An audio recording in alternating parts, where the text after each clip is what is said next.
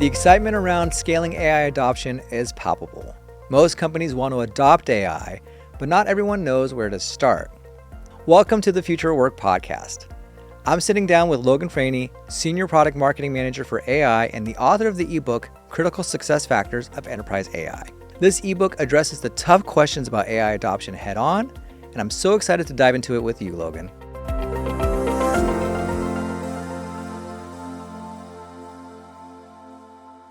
AI is a very hot topic right now, obviously, but we often see that the excitement doesn't always translate to sustainable adoption. This mindset of we want as much AI as possible is not really a strategy, right? So as AI is introduced, what's changing and what's not changing? Yeah, well, I think first let's level set on what adoption means. And so it is not just turning on an AI feature. And it's actually not even just using it. I see adoption as if we keep asking why a couple times, we should actually ask ourselves, what value are we getting out of it?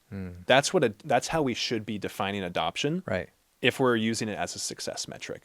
And so, yes, if users are using it, they should be able to get value out of it. But it might be something that's more passive. It might be users are using it, but they're not using it the right way, so they're not deriving the value from it. So I think we need to really think about adoption in that way and connect it directly to value. Okay. I think what's not changing with AI and agentic AI is with any technology, focus on the value first. And so think about the value in the problem that you're trying to solve, and then solve that problem in the way that makes the most sense. If it's AI, it might be, well, if it's detecting an anomaly, machine learning is actually the best way to do something like that. Sure. Not generative AI. Right. And maybe not even agentic AI, right? If you don't want some autonomous action there. Right. So really think of like, what is the best way to address this issue? Yeah. And then in terms of, what is changing, there's some big topics to think about. There is, with agentic AI, we can think bigger about the problems that we're trying to solve and the value that we're trying to capture.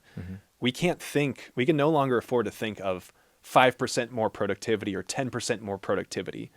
We have to think about reimagining the way we work. What are the top security and ethical risks with AI adoption? And how should companies address them responsibly?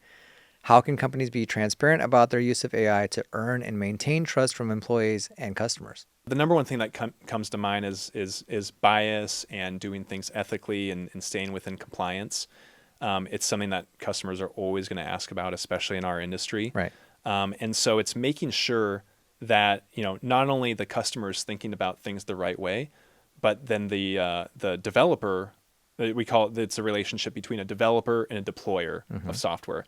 That the developer also has a responsible AI framework that's in practice and it's robust and there's a lot of people involved and oversight, and also that it has that visibility at the executive level. Like it has that importance and the company is serious about it.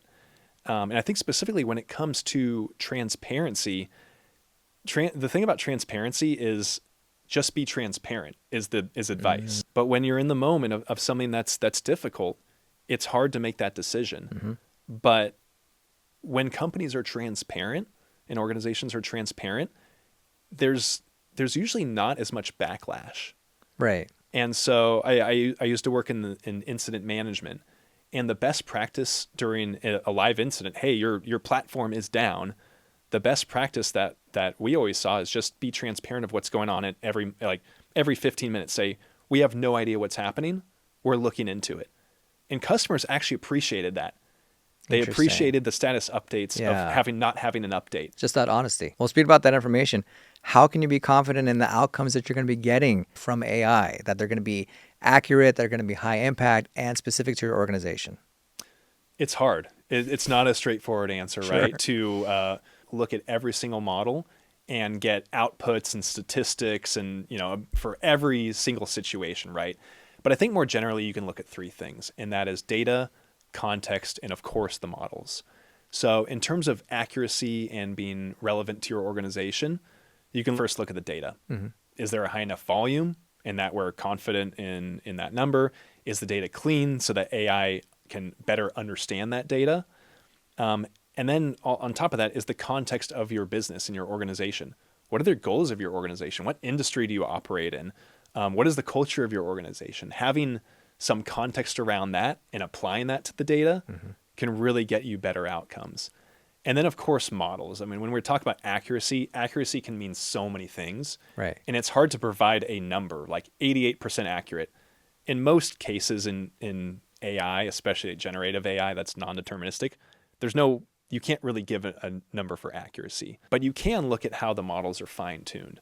Is it a general purpose model, or is it more fine-tuned for a specific use case?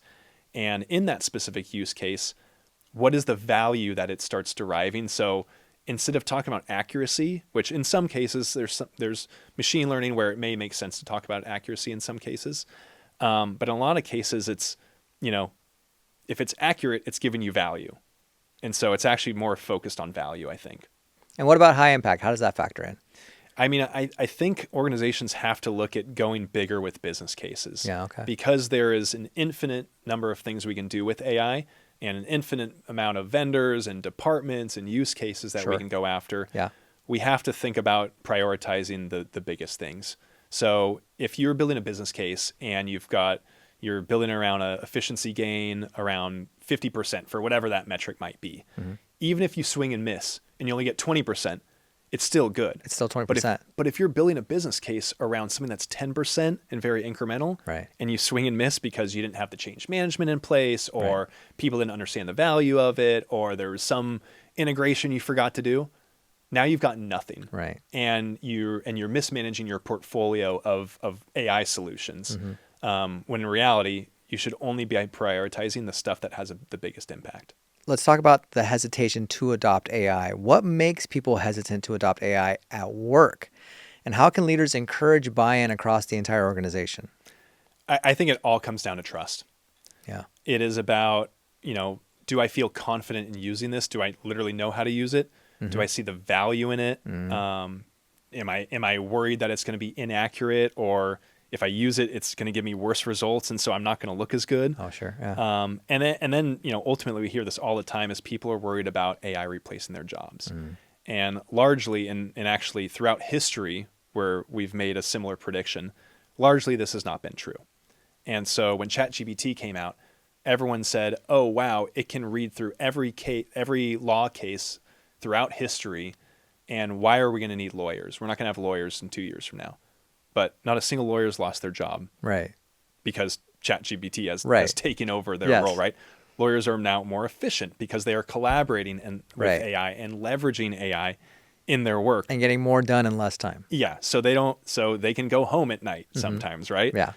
So I think that's the importance is leaders making sure that they're addressing all of those kind of change management factors, I'll call it, to increase that trust. Right.